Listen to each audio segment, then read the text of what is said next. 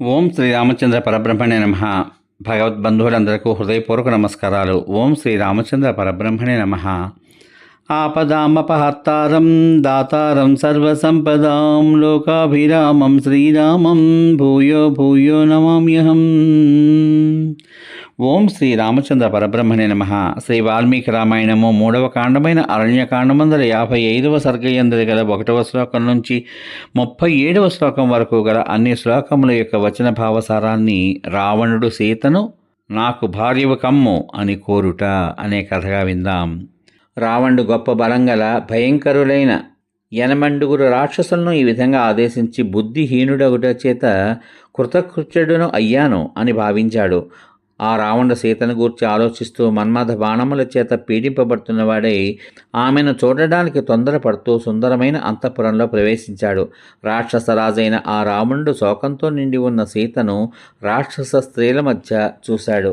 దుఃఖ భారం చేత కృంగిపోతున్న దీనురాలైన ఆ సీత ముఖం కన్నీళ్లతో నిండి ఉన్నది. ఆమె వాయువేగమునకు అటు ఇటు కొట్టుకుని సముద్రంలో మునిగిపోతున్న ఓడవలే ఉన్నది. లేళ్ల గుంపుల నుండి విడిపోగా కుక్కలు చుట్టుముట్టిన ఆడులేడువలే ఉన్నది. తల క్రిందికి వంచి కూర్చున్నది. ఈ విధంగా దీనురాలై దుఃఖంతో నిండి తన వశం తప్పి ఉన్న ఆ సీతను సమీపించి రాక్షసుడైన ఆ రావణుడు ఆమెను బలాత్కారంగా తీసుకుని వెళ్ళి దేవతల గృహములతో అంతఃపురములతో సమానమైన తన గృహమును ఆమెకు చూపించాడు. అతని గృహం మేడలతోనూ ప్రాసాదములతోనూ కిక్కిరిసి ఉన్నది. అక్కడ వేల కొలది స్త్రీలు నివసిస్తున్నారు. అనేక విధములైన పక్షులు అక్కడ ఉన్నాయి. అది అనేక విధములైన రత్నములతో నిండి ఉంది. చూడ్డానికి చాలా అందంగా ఉన్న ఆ గృహ స్తంభాలు బంగారంతోనూ వెండితోనూ నిర్మించబడ్డాయి. వాటిపై దంతంతో నగిశీలు చిక్కి స్ఫటికములు వజ్రములు వైఢూర్యాలు అతగడం చేత అవి చిత్ర విచిత్రములుగా ఉన్నాయి. బంగారు ముఖద్వారాలు గల ఆ గృహము దివ్యములైన దుందుబుల ధ్వనులతో మార్మోగుతోంది. అతడు ఆమెతో కలిసి బంగారముతో చేసిన ఆశ్చర్యజనకమైన సోపాన మార్గాన్ని ఎక్కాడు. అక్కడ దంతంతోనూ వెండితోనూ నిర్మించిన కిటికీలు చూడ్డానికి ముచ్చట కొలుపుతున్నట్లు ఉన్నాయి. బంగారు వల కప్పి అలంకరింపబడిన ప్రాసాదముల పంక్తులు కనబడుతున్నాయి. రావణుడు సీతను తన అంతఃపుర భవనంలో ఉన్న అన్ని అంతస్తులను చూపించాడు. ఆ అంతస్తులన్నీ సున్నము వేసి మణులు అలంకరించడం చేత ఆశ్చర్యకరాలుగా ఉన్నాయి. రావణుడు దుఃఖాక్రాంతురాలైన సీతకు దిగుడు బావులను, చుట్టూ చెట్లు ఉన్న చెరువులను చూపించాడు. ఆ భవనం అంతా సీతకు చూపించి ఆమెకు కోరిక పుట్టించవలెను అనే అభిప్రాయంతో ఈ విధంగా పలికాడు. సీత, ముసలివాళ్ళు బాలులు అయిన రాక్షసులు కాక మొత్తం 32 కోట్ల మంది రాక్షసులున్నారు. భయంకరములైన పనులు చేసే వాళ్ళందరికీ నేనే ప్రభువుని. నాకు ఏ చిన్న పని పడినా 1000 మంది ముందుకు వస్తూ ఉంటారు. ఈ సమస్తమైన రాజ్య సంవిధానము, నా జీవితం కూడా నీ మీద ఆధారపడి ఉంది. నీవు నా ప్రాణం కంటే చాలా గొప్పదానవు. నేను పెద్ద సంఖ్యలో ఉత్తమ స్త్రీలను సంపాదించుకుని వచ్చాను. ఆ స్త్రీలందరికీ నువ్వు ప్రభువుగా ఉండు. ప్రియురాలా, నాకు భార్యవు కమ్ము. నీవు మరొక ఆలోచన ఎందుకు చేస్తావు? నేను చెప్పిన మంచి మాటను అంగీకరించు.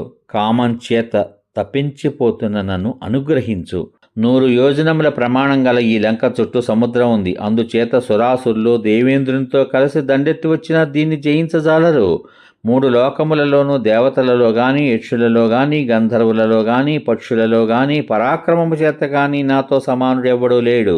రాముడు రాజ్యభ్రష్టుడు, దీనుడు, ముని వృత్తిలో ఉన్నవాడు, మానవమాత్రుడు, అల్పమైన తేజస్సు గలవాడు. అతని ఆయువు తీరిపోయింది. అట్టి రామునితో నీకేం పని? నన్ను చేరుకో. నేనే నీకు తగిన భర్తను. నీవు భీరువువు. యవ్వనము స్థిరంగా ఉండేది కాదు గదా. ఇక్కడ నాతో కూడా రమించు. రాముడు నీకు కనబడగలడు అనే ఆశ పడకు.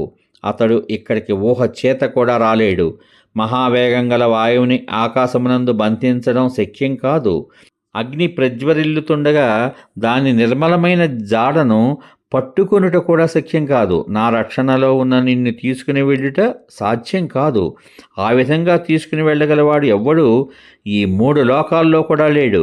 నీవు లంకలో చాలా గొప్పదైన రాజ్యాన్ని స్వీకరించినట్లయితే నా వంటి వాళ్ళు, దేవతలు, స్థావరములు, జంగమములు కూడా నీకు కింకరులవుతారు. నాకు పట్టమహిషిగా రాజ్యాభిషేకం చేయించుకుని అభిషేక జలం చేత తడిసి ఆనందిస్తూ నన్ను ఆనందింపచేయి. నీవు పూర్వం చేసిన పాపమంతా వనవాస దుఃఖాన్ని అనుభవించడం చేతే తొలగిపోయింది. ఇప్పటి నుండి నీవు చేసిన పుణ్యాలకు ఫలితం అనుభవించు. నీవు ఇక్కడ నాతో కలిసి దివ్యమైన సువాసన గల అన్ని పుష్పమాలలను శ్రేష్టములైన అలంకారములను ధరించి ఆనందించు. నా సోదరుడైన కుబేరునికి చెందిన సూర్యుని వంటి కాంతిగల పుష్పకము అనే విమానమును నేను పరాక్రమం చేత జయించాను. చాలా శ్రేష్టమైన ఆ విమానం విశాలమైనది, సుందరమైనది. నీవు నాతో కలిసి సుఖంగా దాని యందు విహరించు. పద్మంతో సమానము, నిర్మలము, చూడ ముచ్చటగొలుపునది అయిన నీ ముఖం దుఃఖం చేత పీడింపబడ్డం చేత ప్రకాశం కోల్పోయి ఉంది అని రావణుడు సీతతో పలికాడు. రావణుని మాటలు విని స్త్రీలలో శ్రేష్ఠురాలైన ఆ సీత చంద్రుని వంటి ముఖము చీర కొంగుతో కప్పుకొని కన్నీళ్లు కార్చింది. దీనురాలైన ఆమె వికలమైన మనసుతో ఏదో ధ్యానం చేస్తోందా అన్నట్లు ఉన్నది. చింతతో కాంతిహీనురాలైన సీతతో పాపాత్ముడైన ఆ రాక్షస రాజు రావణుడు మరల ఈ విధంగా పలికాడు. సీత, ధర్మలోపం కలగనున్నదని సిగ్గుపడవద్దు. నీకు దైవ వశంచేత లభింపనున్న ఈ సంబంధం ధర్మశాస్త్రాలలో ఋషుల చేత అంగీకరించబడిందే. సుందరమైన నీ పాదాలను స్పృశించి నమస్కరిస్తున్నాను. నా మీద శీఘ్రంగా అనుగ్రహం చూపించు. నేను నీకు వసుడనైన దాసుడను, కామపీడితుడనైన నేను ఈ శూన్యములైన నా వంటివాడు చెప్పకూడని మాటలు చెబుతున్నాను. రావణుడు ఏ స్త్రీకి నమస్కరించడు కదా. రావణుడు సీతతో ఈ విధంగా పలికి యమునకు వసుడైపోవడం చేత ఈమె నాకు ఇంకా చెందినదే అని సంతోషిస్తూ ఉన్నాడు. సమాప్తం. ఇంతవరకు మీరు శ్రీ వాల్మీకి రామాయణం 3వ కాండమైన అరణ్యకాండమందలి 55వ సర్గయందలి గల 1వ శ్లోకం నుంచి 37వ శ్లోకం వరకు గల అన్ని శ్లోకముల యొక్క వచన భావసారాన్ని రాముడు సీతను నాకు భార్యవు కమ్ము అని కోరుట అనే కథగా విన్నారు. రేపటి భాగంలో శ్రీ వాల్మీకి రామాయణం 3వ కాండమైన అరణ్యకాండమందలి 56వ సర్గయందలి గల 1వ శ్లోకం నుంచి 36వ శ్లోకం వరకు గల అన్ని శ్లోకముల యొక్క వచన భావసారాన్ని, సీత రావణుని నిందించుట, రాక్షస స్త్రీలు ఆమెను అశోకవనానికి తీసుకుని పోవుట అనే కథగా వింటారు. ఓం శ్రీ రామచంద్ర పరబ్రహ్మణే నమః. శ్రీరామ రామ రామేతి రమే రామే మనోరమే సహస్రనామ తత్తుల్యం రామనామ వరాననే. ఓం శ్రీ రామచంద్ర పరబ్రహ్మణే నమః. సర్వే జనా సుఖినో భవంతు. శుభమస్తు. స్వస్తి.